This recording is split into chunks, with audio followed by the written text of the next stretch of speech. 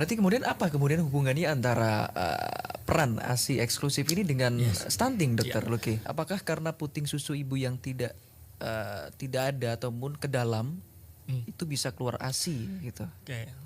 Yang viral nih dok, anak-anak SMP Viral. belum bisa baca dan susah menerima pelajaran. Apakah itu tanda stunting juga? Pendamping apa yang cocok dokter untuk anak stunting di atas 2 tahun?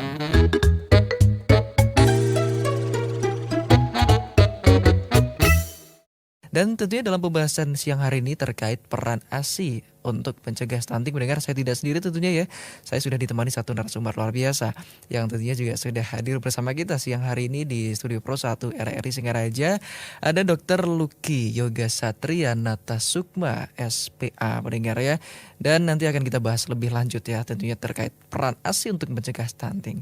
Tanpa berlama-lama mendengar, kami sapa ini ada Dr. Luki siang hari ini. Selamat siang Dr. Luki. Selamat siang semuanya. Ini pendengar RRI ya, Betul. Singaraja ya. Gimana kabarnya siang hari ini Dr. Luki? Baik, sehat, hari Senin tetap semangat ya. Betul. Terus tiba-tiba ada undangan dari RRI membahas tentang Mendadak stunting. ya. Nah, ini Betul. mendadak tapi sebenarnya hal yang memang saya bicarakan, kami para dokter anak, kami para nakes itu sedang mendorong ya gimana supaya angka stunting ini menurun dan angka ASI eksklusif meningkat. Jadi ini ngomong dua-duanya nih, stunting dan ASI. Stuntingnya turun kalau ASInya naik, ASInya turun, stuntingnya naik. Nah itu dah, itulah bagaimana ASI ini mempengaruhi stunting. Pengantar dulu deh untuk pembahasan kita siang hari dok ya terkait peran ASI mencegah stunting. Silakan dokter Ya, Luki. jadi sebelum kita ngomong tentu kita harus tahu definisi. Jangan semua anak kurus, semua anak terlihat kecil dibilang stunting.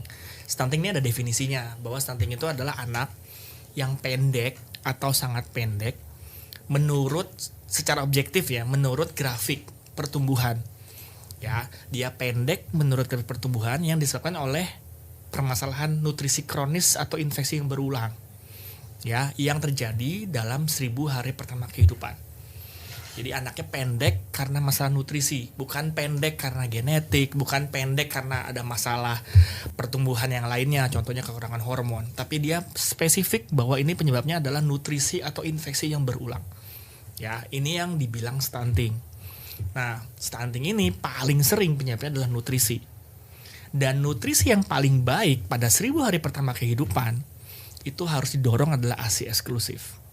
ASI eksklusif ini adalah ASI, hanya ASI saja yang diberikan sampai anak usia 6 bulan. Oke. Ya, ASI itu air susu ibu. Itu diberikan mulai dari anak yang lahir ceplok sampai 6 bulan full ASI. Setelah 6 bulan, maka ASI harus disuplementasikan, bukan ditemani, didampingi oleh namanya MPASI, makanan pendamping air susu ibu. Itu diberikan dari usia 6 bulan biasanya sampai usia 2 tahun. ASI itu bisa diberikan sampai usia 2 tahun atau lebih. Oke. Ya, setelah 2 tahun boleh nggak kasih? Boleh, asal anaknya pertumbuhannya bagus. Kenapa dok setelah 2 tahun ASI itu hanya dibolehkan? Tidak harus, karena setelah 2 tahun seharusnya anak-anak itu sudah bisa mendapatkan nutrisi full dari makanan. Di bawah 6 bulan full ASI, 6 bulan sampai 23 bulan ASI itu harus didampingi oleh MPASI. Setelah 23 bulan, setelah 2 tahun ya, itu susu sudah bukan menjadi sumber nutrisi yang harus diberikan pada anak. Apapun ya, mau susu formula, susu UHT, ASI setelah 2 tahun tidak harus. Jadi jangan berpikir anak saya susah makan dikasih susu formula atau gimana gitu. Makin kacau nanti. Iya, baik. Berarti kemudian apa kemudian hubungannya antara peran ASI eksklusif ini dengan stunting, Dokter Luki? Jelas bahwa air susu ibu itu adalah sumber nutrisi yang paling tepat untuk bayi. Ya, air susu ibu itu memberikan nutrisi semuanya dibutuhkan anak-anak itu tercukupi dari usia lahir sampai 6 bulan. ASI itu cukup proteinnya, karbohidratnya, lemaknya dan beberapa mikronutrien. Itu dia cukup. Ya, nah permasalahannya pemberian ASI yang tidak sesuai atau bukan. Para orang tua yang gagal memberikan ASI eksklusif, entah karena ketidakmampuan, entah karena pengetahuannya mengenai cara pemberian ASI, itu memberikan resiko yang lebih tinggi anak-anak jadi stunting. Ya, ASI jelas menurut banyak penelitian itu memberikan efek protektif terhadap anak supaya dia nggak stunting. Begitu ASI-nya tidak ada, tidak makan ASI, maka anak lebih berisiko, bukan pasti ya, tapi anak-anak yang tidak makan ASI itu lebih berisiko terjadi stunting. Karena ASI selain memberikan nutrisi, dia juga ada efek imunitas. Anak-anak yang mendapatkan ASI lebih rendah risikonya terkena berbagai penyakit. Balik ke stunting itu kan rasanya adalah anak-anak yang pendek karena masalah nutrisi atau penyakit yang berulang. Nah, ASI ini memberikan nutrisi yang tepat dan memberikan proteksi imunitas supaya anaknya nggak gampang sakit. Oke, penyakit yang berulang ini maksudnya gimana dokter Logi? Batuk pilek berulang, diare berulang. Terus-terusan itu aja ya penyakitnya selama sakit lagi, dalam kurun waktu tertentu. Jadi gini, ketika anaknya kan anak itu kan harus tumbuh dan berkembang ya. Anak tumbuh itu butuh bensin, butuh nutrisi. Ya ketika anaknya sehat, maka diberikan makan gampang. Apa yang terjadi ketika anak lagi batuk pilek, ketika anak lagi diare, anak lagi demam, pasti anaknya tidak mau makan. Kita pun juga begitu kan sebagai manusia dewasa gitu. Ketika lagi sakit, pasti nafsu makan menurun. Tapi pada anak pun juga begitu. Nah, masalahnya anak itu kan selalu butuh nutrisi untuk bertumbuh. Jadi ketika anaknya sakit, maka asupan nutrisinya akan berkurang. Anaknya akan berkurang nih, berarti pertumbuhannya nggak maksimal, nggak optimal. Nggak naik lah 1 bulan, terus dia depan sakit lagi, nggak naik lagi. Kalau itu berulang, lama-lama bukan berat badannya nggak naik, tapi tinggi badannya nggak naik. Begitu tinggi badannya nggak naik, lalu sampai di mana tinggi badan anak itu di bawah -2 standar deviasi dari grafik pertumbuhan, itu yang dibilang stunting. Jadi stunting ini terjadinya lama. Bukan karena anak batuk pilek sekali, bukan anak karena diare sekali, bukan anak karena demam 1 kali, lalu anaknya stunting. Enggak, ini pasti berulang nih. Apa dia masalah nutrisinya dari awal, dari lahir, atau malah dari ibunya hamil nutrisinya kurang sehingga bayinya juga kurang nutrisi ketika lahir, atau sudah lama nih sakit lagi, diare lagi, besoknya batuk pilek, minggu depannya diare lagi. Karena anak sakit berulang ya tentu akan masalah nutrisinya, akan masalah pertumbuhannya. Ini berlangsung lama anaknya jadi stunting. Iya. Berarti bisa dikatakan mungkin kalau ada bahwa seorang ibu nih dokter ya, kemudian merasa tercukupi, semuanya tercukupi, kemudian anaknya juga masih ada penyakit yang berulang, itu juga indikasi stunting juga? Ya, jadi balik lagi bahwa stunting itu kan anaknya tinggi badannya di bawah -2 standar deviasi, jadi di bawah garis gitu. Kalau kita ngelihat pertumbuhan anak, ketika anaknya bermasalah, makannya nggak mau, ketika anaknya sakit, maka yang pertama kali tidak naik adalah berat badan dulu, ya kan? Sakit nih, nggak naik nih berat badannya, harusnya naiknya 1 bulan 300, 400, naik cuma 100 atau malah nggak naik. Itu berulang. Terus bulan depannya dia sakit lagi, nggak naik lagi. Lama-lama bukan hanya berat badan yang nggak naik, tapi tinggi badannya nggak naik. Begitu anaknya nggak tinggi badannya nggak naik, maka akan sampai di mana anaknya di bawah garis normal. Itu anak jadi stunting. Tadinya nggak naik berat badan, namanya weight faltering, sekarang jadi stunting. Jadi ketika anak nggak naik berat badannya, berulang-ulang, nggak diapa-apain, nggak dicari penyebabnya apa, lalu akibatnya tinggi badannya ikut nggak naik, nah itu anaknya jadi stunting. Gitu. Jadi ini bukan kejadian yang baru kemarin aja diarenya, enggak, ini udah lama. Gitu. Nah, kemudian jika menemukan hal tersebut, apa yang mungkin harus dilakukan oleh para orang tua, dok? Sebenarnya ketika anak sudah tadi saya bilang ya, bahwa ketika anak tinggi badannya udah di bawah -2 standar deviasi ya, di bawah grafiknya itu berarti sudah terjadi lama.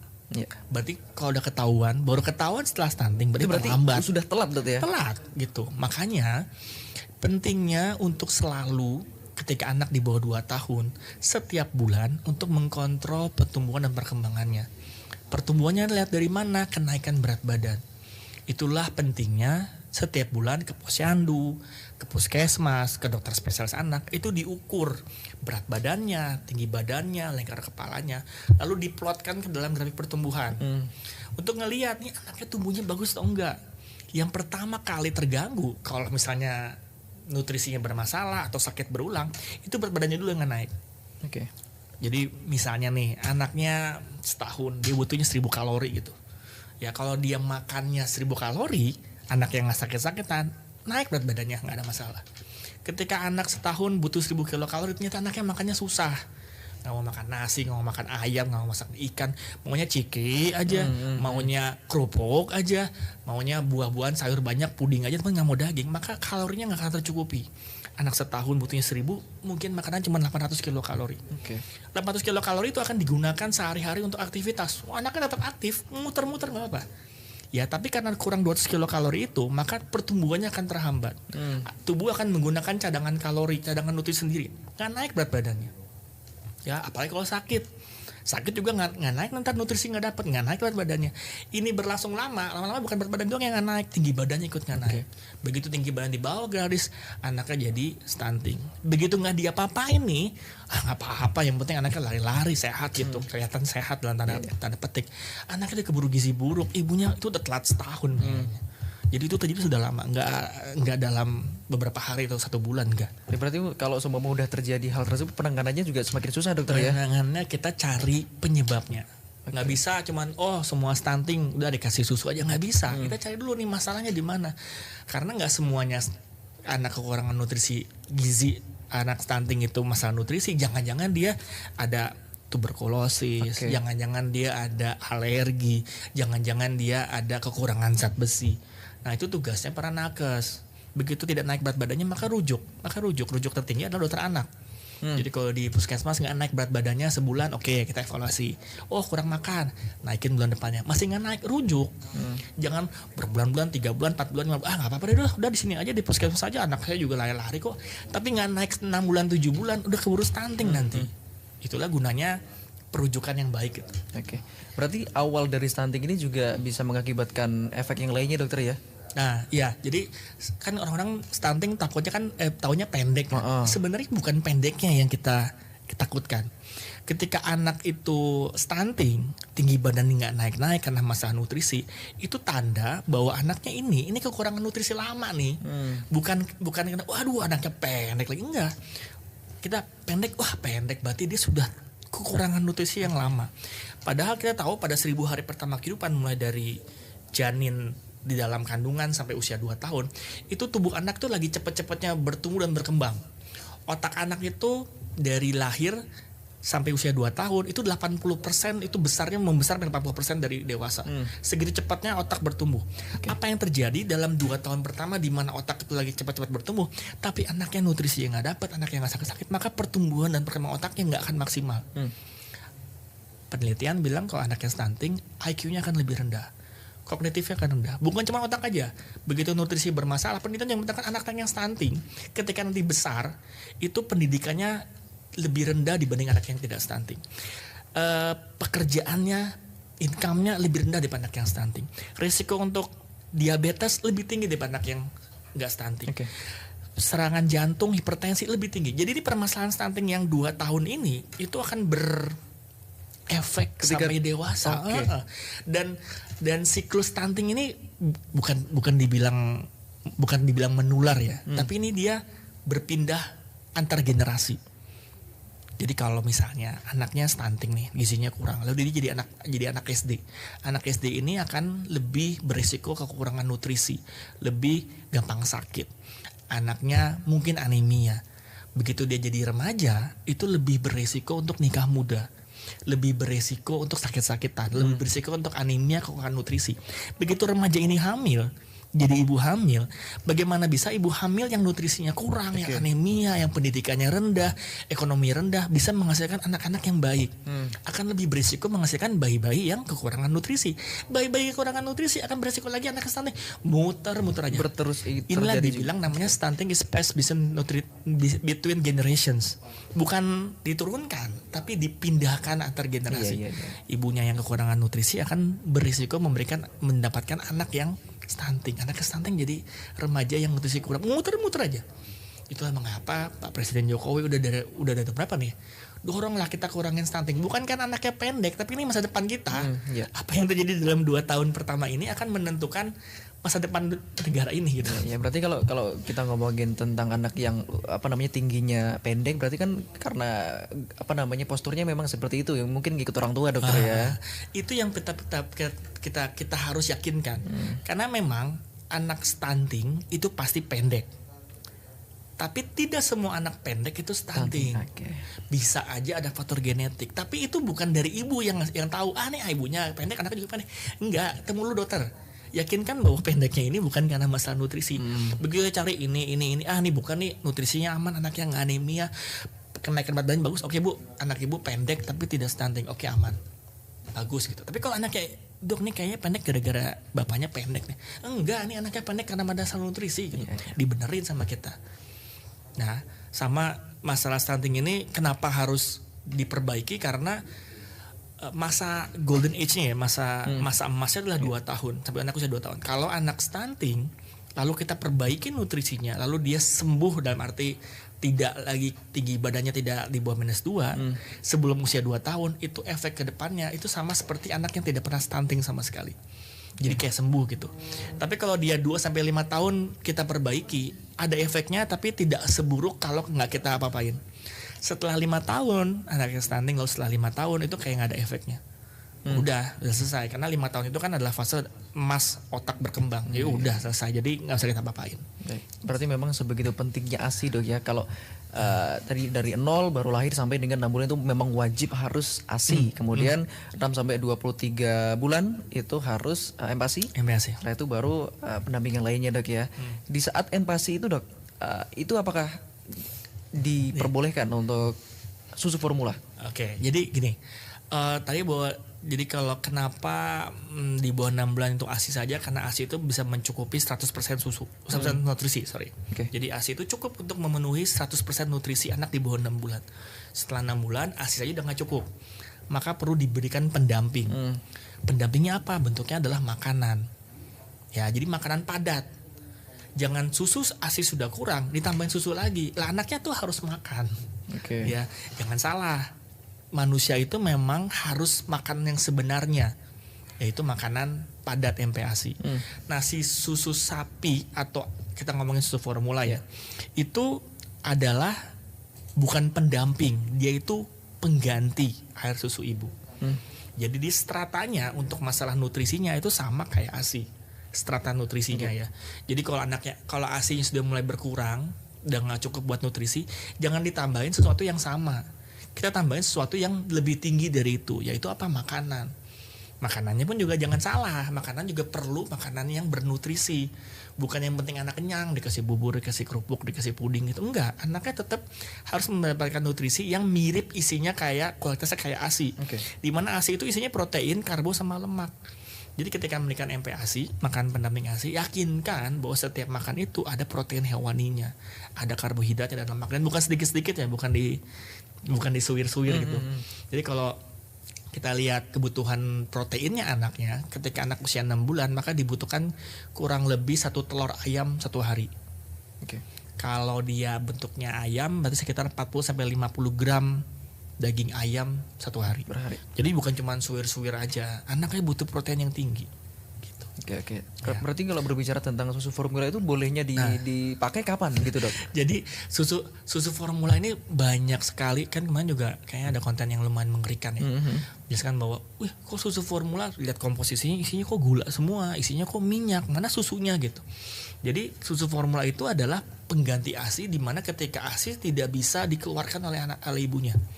Ya, tapi harusnya pemberian susu formula di bawah 6 bulan itu benar-benar sesuai indikasi. Benar-benar ketika ASI memang tidak ada atau ASI itu kurang. Tapi permasalahannya biasanya para orang tua, para neneknya, kakeknya, suaminya itu buru-buru memberikan susu formula padahal ASInya memang belum keluar. Pada bayi baru lahir memang ASI itu tidak langsung keluar di hari pertama langsung banyak. Ini ada banyak penyebabnya, ada banyak kenapa seperti itu? Karena pertama, ASI yang baru lahir, bayi baru lahir namanya kolostrum. Itu cuma sedikit keluarnya. Iya, sedikit, 1 mili, 2 mili gitu. Ini sesuai dengan lambung bayi baru lahir. Lambung bayi baru lahir itu bukan besar gitu. Anaknya paling cuma butuh 2 mili, 3 mili, 5 mili lah maksimal. Karena memang anaknya butuhnya sedikit. Nah, pada hari pertama itu sebenarnya si ASI itu, kolostrum itu bukan tujuannya untuk memberikan kenyang, bukan. ASI yang baru pertama keluar itu memberikan bukan nutrisi tapi dia imunitas. Ya, jadi target tujuan hari pertama anaknya buru-buru dilakukan inisiasi menyusui dini, tempelkan ke payudara supaya anaknya mengisap, yang ASI-nya keluar sedikit, itu bukan buat mengenyangkan, tapi memberikan imunitas. Karena kolostrum itu, ASI yang baru keluar itu banyak banget faktor imunnya. Memberikan antivirus, memberikan antibakteri, memberikan kenyamanan, memberikan berbagai faktor imunitas. Itu yang penting. Jadi bukan aduh asinya sedikit, mana asinya encer kan, kalau kolostrum yang baru keluar kan encer. Itu memberikan aduh nggak keluar nih asinya. Udah deh buru-buru kasih asi khusus formula. Nah, ini adalah pintu masuknya kegagalan pemberian ASI eksklusif. Oke, itu udah peti salah deh ya. Udah salah. Karena harusnya di bawah 6 bulan itu tidak boleh ada pemberian susu formula tanpa resep. Tertulis jelas kalau ibu baca-baca di kotaknya ya, di kotaknya, di kalengnya itu di bawahnya adalah ASI adalah yang terbaik. Pemberian susu formula di bawah 6 bulan harus dengan supervisi tenaga kesehatan. Oke. Ya, kenapa? Karena anaknya mungkin belum butuh. Tapi anaknya nangis-nangis. Ya kan bayi cuma bisa nangis, bisa ngapain lagi ketika baru lahir. Ya, tapi yang penting adalah perlekatannya, menyusuinya posisinya benar. Nggak butuh banyak. Memang ASI itu secara teori baru akan memulai membanyak hari ketiga. Hari kedua juga masih sedikit. Itu kolostrum memberikan imunitas, bukan memberikan nutrisi. Oke. Ya, jadi buru-buru dikasih susu formula di awal-awal itu yang memberikan kegagalan. Ya. Nah, terus karena susu formula itu adalah porsinya strata untuk masalah nutrisinya adalah sejajar dengan ASI, tapi tidak bisa kita samakan.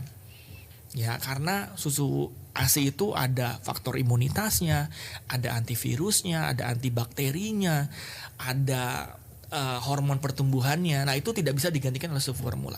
Ya, tapi kalau memang ASI-nya nggak keluar dan sudah ketemu dengan dokter anak, ketemu dengan konsultasi, ya kita kasih susu formula, ya bukan racun juga, tapi memang anaknya butuh dan tidak ada jalan lain, kita kasih susu formula. Oke, berarti tidak perlu dikhawatirkan ya apabila memang baru 1-2 hari itu memang kolostrumnya belum keluar itu perlu dikhawatirkan atau bagaimana, Dok? Ya, itu kan usah. Jadi memang hari-hari pertama itu ASI itu bukan untuk mengenyangkan, tapi memberikan faktor imunitas. Karena bayi juga punya cadangan, yang juga lambung juga masih kecil, jadi tidak harus takut buru-buru dikasih susu formula. Oke. Ya, yakinkan ketemu dulu dengan tenaga medis, lalu benar oke, anaknya nggak bisa nih, ada tanda-tanda bahaya gitu, anaknya dehidrasi, pipisnya sedikit, barulah kita kasih. Jangan sampai terburu-buru membeli sendiri, akibatnya anaknya nggak dapatkan ASI eksklusif, yang lagi-lagi tidak memberikan ASI eksklusif itu meningkatkan resiko stunting, dan pemberian susu formula yang salah itu meningkatkan anak juga sakit. Oke. Ya, susu formula kan bikinnya tuh harus sesuai dengan kotaknya juga loh. Di kotak itu ada tuh cara buatnya. Itu biasanya itu malah nggak dibaca. Kayak bikin gimana Bu? Bikin susu formulanya udah satu gelas atau sendok terus kasih air segini, udah ada caranya. Cara ngebuatnya airnya harus pas, suhunya harus pas, pemberian juga harus pas. Itu untuk mengurangi resiko anaknya terdapat efek samping dari susu formulanya kayak infeksi, alergi, diare. Itu bisa terjadi kalau pemberian susu formulanya yang salah. Oke, berarti memang tidak boleh asal-asalan meskipun ini juga tidak keluar ASI-nya, Dok ya. Ya. Baik, luar biasa. Dan dokter, kali ini saya tadi sempat intip-intip sedikit nih di YouTube kita siang hari ini, ada banyak nih yang sudah mengirimkan pertanyaan, diserbu nih Dokter Lukis yang hari ini. Benar Dok, saya merasakan perbedaan anak pertama tidak mendapatkan ASI eksklusif dan anak kedua ASI eksklusif dari segi imun tubuh. Anak pertama saya sering dan mudah batuk pilek di saat masih bayi atau balita. Kemudian yang lainnya dokter, merasakan kekuatan ASI untuk anak prematur saya Dok. BB lahir 1,2, sekarang sudah 8 bulan full ASI dan sekarang sudah empasi. Saya bacakan lagi Dok ya, apa ya? Mantap. Yang viral nih Dok, anak-anak SMP belum bisa baca dan susah menerima pelajaran. Apakah itu tanda stunting juga? Oke, ditampung dulu dokter, saya bacakan lagi. Pendamping apa yang cocok dokter untuk anak stunting di atas 2 tahun? Ya. Itu dulu dokter, nanti kita bacain lagi. Berarti anak SMP belum bisa baca? Mungkin kurang paham. Lama mendapat pelajaran gitu. Itu kan maksud dalam perkembangan anak ya. Jadi anak itu tumbuh dan berkembang. Tumbuh itu berat badan, tinggi badan, tinggi kepala. Kalau berkembang adalah menaikkan kemampuannya. Tadinya baru lahir cuma bisa nangis, cuma bisa nangis tidur, 6 bulan bisa duduk, setahun udah mulai berdiri, 2 tahun udah mulai bicaranya agak banyak, lalu fase sekolah udah bisa mengikuti pendidikan sekolah gitu. Nah untuk anak berkembang itu memang bahan bakarnya adalah nutrisi, kasih nutrisi yang bagus, protein yang cukup, tak berkembang.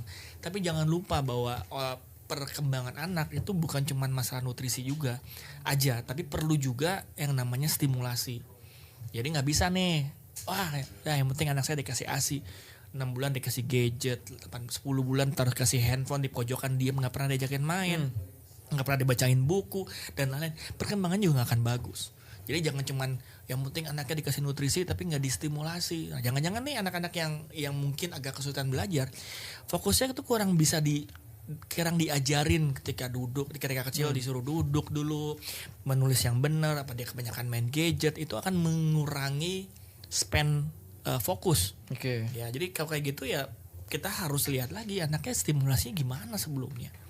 Dari 2 tahun pertama sampai 2 tahun sampai 5 tahun harusnya kan gadget tidak sampai over gitu ya, ada batas-batasannya. Oke, mungkin beranggapan bahwa yang penting anaknya anteng gitu dok ya. Ya itu juga. Anteng tapi tidak terstimulasi. Saya lebih suka ketika anak datang ke tempat saya, dia tuh langsung kan ya mainan gitu. Terus saya lebih suka dibandingkan datang langsung megang handphone. Itu nggak boleh. Iya. Agak-agak sedih sih ngeliatnya. Oke. Pendampingan apa yang cocok untuk anak stunting di atas 2 tahun, dokter? Pendampingan yang paling penting adalah kita harus memonitor pertumbuhannya dan perkembangannya. Ya, ketika anaknya stunting di atas 2 tahun masih ada waktu, walaupun tidak semaksimal anak di bawah 2 tahun, bisa kita perbaiki. Daripada nggak diperbaiki sama sekali, lebih baik diperbaiki.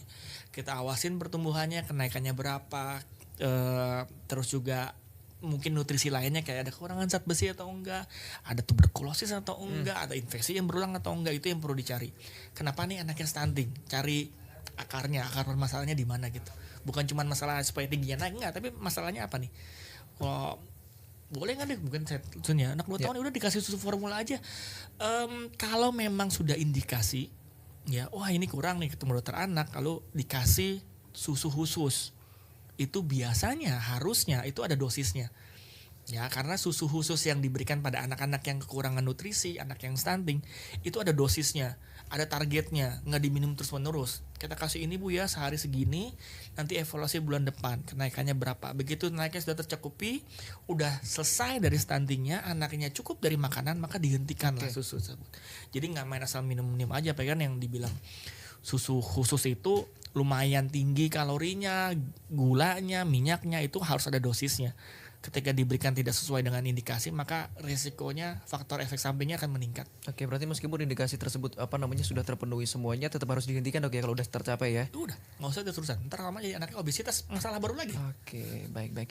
Dokter, kemudian ada lagi nih, apakah karena puting susu ibu yang tidak ada ataupun ke dalam itu bisa keluar ASI gitu? Oke, jadi gini, kalau menyusui itu namanya bahasa Inggrisnya tuh breastfeed. Ya, berarti menyusui payudara. Jadi yang disusui itu adalah payudaranya, bukan putingnya. Penting sekali untuk semua ibu yang punya anak atau ibu hamil justru sebenarnya itu mendapatkan akses informasi tentang menyusui yang tepat dan yang cukup sebelum anaknya lahir. Jadi jangan ketika anaknya lahir, ibunya bilang saya mau menyusuin, tapi ibunya nggak paham bagaimana cara menyusui. Ibunya nggak tahu kalau baru hari pertama ASI itu keluar sedikit itu normal. Yang tadi kita bahas ya. Ibunya udah keburu panik. Ditambah lagi tadi kalau keluarganya support sistemnya, itu ASInya sedikit, ASInya encer, ASInya jelek, ibunya nggak bisa ngeluarin ASI, ibunya makin down, ASInya nggak makin keluar. Itulah pentingnya ketemu dengan konselor laktasi sebelum lahiran. Jadi trimester terakhir itu ya, trimester 2, trimester 3 itu sudah mencari informasi tentang bagaimana cara menyusui. Jadi kalau sebelum kita perang, kita udah siapin amunisinya, pelurunya udah ada, pisaunya udah ada, terus siaplah kita perang. Jangan kalau perang baru nyariin, mana di pisaunya gitu, berantakan. Jadi kalau begitu anaknya udah lahir, ibu udah tahu. Kalau hari ini nggak keluar ASI, tenang aja. Kalau bayinya menangis, tenang aja. Tanda bayinya ini. Apa yang terjadi yang paling sering adalah ketika lahir, ibunya kesakitan, jelas menyusui.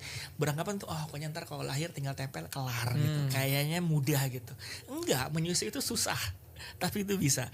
Akan ada banyak permasalahan, misalnya jahitannya sakit lah, ibunya nggak bisa miring lah, anaknya nangis lah. Itu akan lebih bisa diterima kalau ibunya sudah bersiap dengan mendapatkan informasi yang baik sebelumnya. Oke. Jadi tahu posisi menyusuinya, tahu bahwa hari pertama itu tujuannya bukan supaya anak kenyang, tapi dapatkan kolostrum supaya imunitas bagus. Itu yang diperlukan. Plus keluarganya juga mendukung, mensupport. Jangan sampai harusnya para support sistemnya harusnya mendukung. Ini yang terjadi, sayang sekali para orang tuanya, mertuanya itu kayak mengambil alih. Oke. Udah deh, nggak usah asinya deh, kasih susu formula aja. Udah deh nih, kasih kopi aja gitu. Padahal kan harusnya yang bertanggung jawab adalah orang tua gitu. Jangan sampai orang tuanya makin down ya.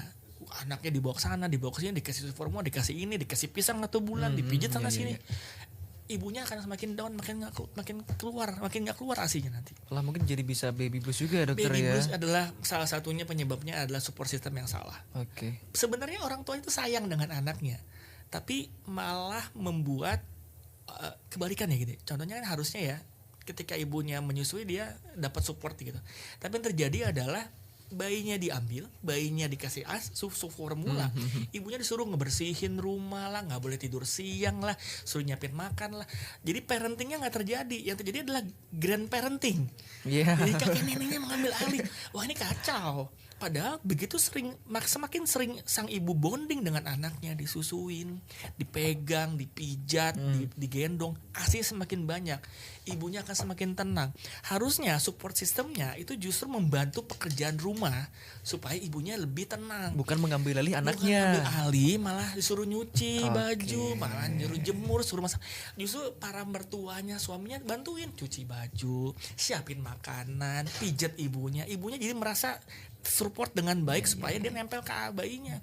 Yang terjadi ya kebalikannya, bayinya diambil, ibunya suruh masak-masak, suruh bersih-bersih. Ya kacau. Mungkin itu juga salah satu kekhawatiran juga, Dok ya, bagi para calon ibu-ibu muda gitu ya. karena gini, karena ilmu itu kan berkembang terus ya. Mungkin dulu kan ya media sosial tidak terlalu banyak, internet juga susah. Jadi berpendapat bahwa keilmuan itu ya dari orang tua. Neneknya dulu gini kok, sehat-sehat aja. Nah, kita kan pengennya anak-anak kita kan lebih baik dari kita ya.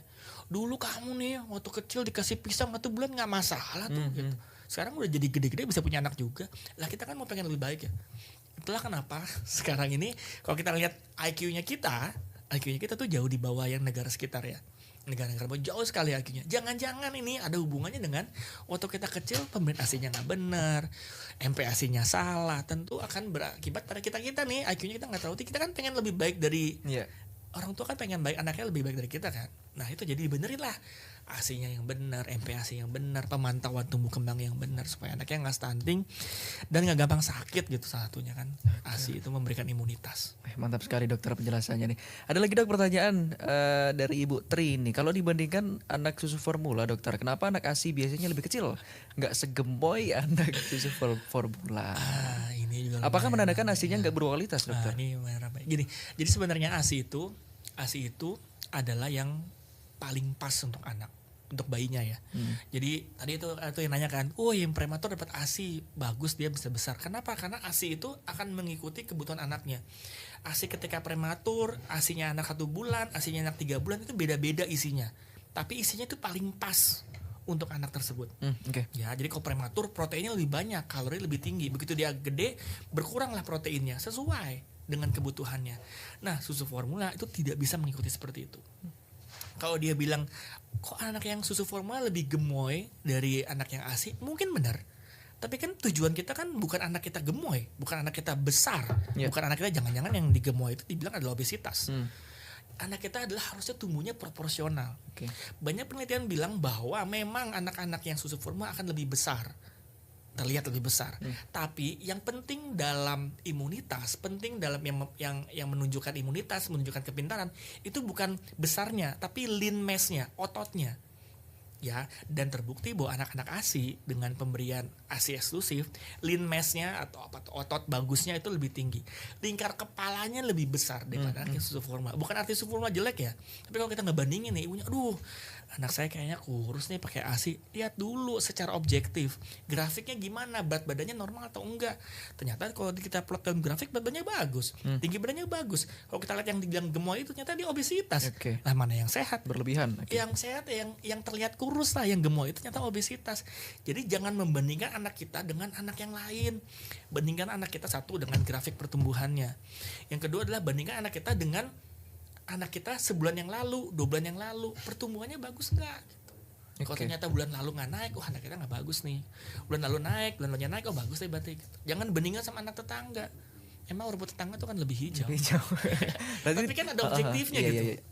Tidak boleh menganggap bahwa yang lebih gemoy itu lebih sehat Dok ya. Justru anak-anak yang obesitas, apalagi obesitasnya gara-gara sulfur ya, itu ntar masa depannya ya lebih gampang kena diabetes, gagal ginjal dan lain-lain. Ini ngomongin sulfur dan gagal ginjal lebih ramai juga nih. Baik, itu nanti kita bahas lain kesempatan dokter ya. Kalau apakah susu ASI ini bisa dicek kualitasnya bagusnya kayak gimana dokter? Sebenarnya ada ya, jadi memang ada penelitian.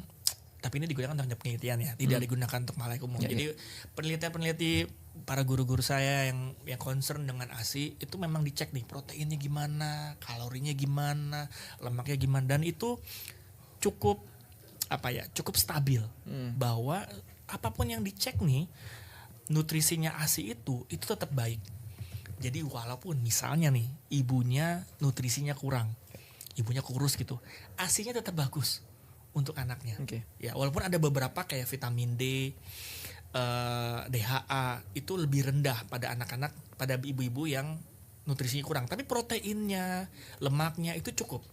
Ya, jadi walaupun ibunya nutrisinya kurang, tetap lebih bagus dibandingkan susu formula. Tapi kalau memang indikasi misalnya anaknya berat badan udah nggak naik-naik, sudah ketemu dengan dokter anak, sudah ketemu dengan konselor laktasi, udah dibenerin ini itu, ternyata anaknya semakin lama makin rendah, ya kita jangan nunggu anaknya stunting baru kita kasih suplementasi susu formula, udah kita kasih dengan dosis dan pemantauan dari tenaga medis. Jangan main asal beli-beli aja.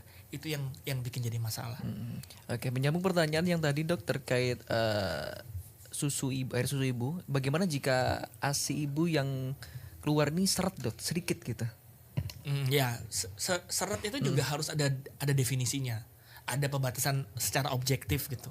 Karena bisa aja seret ini sebenarnya ada, cuman kata-kata sekitar itu ASI sedikit sih, padahal terlihatnya sebenarnya cukup. Kita lihat dari mana sih sebenarnya ASI itu cukup atau enggak. Lagi-lagi kita harus memonitor pertumbuhan anak. Kalau ibu bilang, dok ASI-nya kayaknya seret deh, tapi kalau kita lihat berat badannya dari bulan lalu kok naiknya bagus ya, sesuai dengan grafik. Anaknya terlihat kenyang, anaknya terlihat naik badannya juga bagus, berarti ASI-nya cukup. Jangan dengan lihat, ini kalau dipompa sedikit tuh keluarnya, tapi anaknya naiknya berat badan bagus kok, mau dicari apa lagi? Karena bisa aja ketika dipompa sama alat dan dihisap langsung dengan bayi, itu kemampuan keluarnya ASI-nya berbeda. Karena ada faktor hormonnya ketika dihisap oleh bayi. Ibu bersentuhan dengan kulit bayi itu meningkatkan kenyamanan, hormon prolaktin itu naik semua, ASI-nya akan lebih banyak lagi keluar ketika dihisap langsung. Oke, berarti memang dicari penyebabnya dulu, kenapa seretnya gitu dok ya? Dan bener seret atau enggak. Jangan-jangan cuma hanya anggapan atau kata-kata sekitar yang bilang ASI-nya seret gitu. Padahal anaknya fine-fine aja. Oke, baik. Kemudian dokter diserbu pertanyaan pokoknya siang hari ini. Dari YouTube kembali dok. Dok, kalau anak ASI di bawah 6 bulan, anaknya gemoy atau grafiknya di atas garis hijau, apa perlu diet atau dikurangi frekuensi menyusuinya katanya? Jadi kalau anak di bawah 6 bulan dibilang gemoy gitu, kita harus yakinkan dulu ini berat badannya naiknya cukup baik atau enggak. Berat badan yang naik dengan tinggi badan yang yang sesuai itu sebenarnya nggak masalah. Jadi walaupun dia tinggi gitu, berat badannya tinggi, tapi dia tinggi badan juga naik, nggak masalah. Ya, tapi kita harus perhatikan. Karena menyusui itu ketika disusuin anaknya diem, seringkali apapun penyebab nangisnya anaknya disusuin. Misalnya anaknya haus ya kayak disusuin, anaknya habis diganti pampers, habis ganti diapers karena pup gitu masih nangis disusuin, dikit-dikit disusuin. Nah itu yang jadi masalah, namanya overfeeding. Jadi berikanlah ASI ketika anak meminta. bukan berikanlah ASI ketika anak menangis. Tandanya gitu. meminta dokter. Nah itu ada buka mulut, ada yang mencari-cari gitu. Tapi kalau anaknya nangis cari dulu nih, pampersnya digendong dulu. Kalau dia diam berarti bukan haus. Apalagi kalau baru setengah jam, baru 1 jam anaknya nangis lagi dikasih susu lagi, kemungkinan bukan ASI. Apalagi kalau dia minum sampai gumoh-gumoh gitu. Oke. Dok anak saya kok minum banyak tapi kok muntah-muntah, itu overfeeding namanya. Kebanyakan dokter ya. Karena semua nangis dianggap haus. Didiemin, disumpel lah namanya, disumpel sama payudara jadi pesusu gitu. Nah, itu yang bermasalah. Wah luar biasa sekali dokter. Waktu kita ini semakin merapat loh, luar biasa. Lah ini katanya 2 jam. Kita Enggak ya? cari jadwal lagi nanti ya. Kita Oke. besok, Menjelang pukul 11.55 dokter siang hari ini, mungkin terakhir apa closing statement terkait pembahasan kita siang hari ini supaya memang kita garis merah lagi, diperas lagi pembahasan siang hari ini. Silakan. Ya, terima kasih. Jadi terima kasih dari hari sudah mengundang saya. Ini sebenarnya sesuai dengan tema kita, yaitu Pekan Menyusui Dunia dari tanggal 1 sampai 7 Agustus. Ini satu Pekan Menyusui Dunia yang sebenarnya temanya adalah memperkecil kesenjangan dukungan menyusui untuk semua. Ya.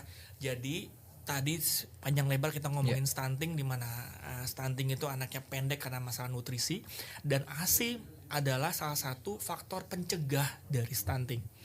Penting sekali untuk semua ibu-ibu, bahkan ketika sebelum lahir, itu mendapatkan akses informasi yang cukup sebelum menyusui. Jangan sampai ibunya begitu lahir tidak tahu cara menyusui, lalu gagallah menyusuinya, masuklah susu formula tanpa indikasi yang akan meningkatkan resiko anak menjadi stunting karena salah cara pemberian. ASI itu bukan hanya masalah nutrisi, tapi juga memberikan imunitas. Tadi ada ibu-ibu yang langsung memberikan testimoni bahwa anaknya jauh-jauh jarang lebih sakit dibandingkan anak yang tidak dapat ASI. Maka proteklah anak-anak kita dari penyakit-penyakit, dari stunting, dengan salah satunya adalah memberikan ASI eksklusif dimulai dengan IMD, lalu ASI sampai usia 6 bulan eksklusif, lalu setelah 6 bulan berikanlah makanan pendamping ASI yang adekuat, yang isinya sesuai. Sampai usia 2 tahun ASI bisa dilanjutkan, tapi tetap makanan utama lah yang jadi utamanya. Ya, monitor pertumbuhan sangat penting, berat badan jangan sampai tidak naik. Begitu dia naik dicari penyebabnya, karena kalau nggak diapa-apain itu adalah pintu masuknya stunting. Ya, 1000 hari pertama kehidupan dimulai dari janin sampai anaknya usia 2 tahun itu adalah fase emas, di mana apa yang terjadi di 2 tahun pertama ini akan berefek terhadap anak sampai dewasa, termasuk pendidikan, penyakitnya, income-nya, dan lain-lain. Ya, negara ini dimulai dari 2 tahun pertama anak-anak masa emasnya, Golden Age, 1000 hari pertama kehidupan. Kira-kira begitu. Sekali lagi selamat Pekan Menyusui Dunia 1-7 Agustus 2024. Baik, luar biasa. Demikian pendengar dialog siang hari ini bersama Dr. Lucky terkait pembahasan peran ASI mencegah stunting. Dokter, kayaknya waktunya kurang ya siang hari ini ya. Nanti kita cari waktu lagi deh ya terkait pembahasan kali ini. Pendengar, bagi Anda yang sudah bergabung kami ucapkan terima kasih banyak. Semoga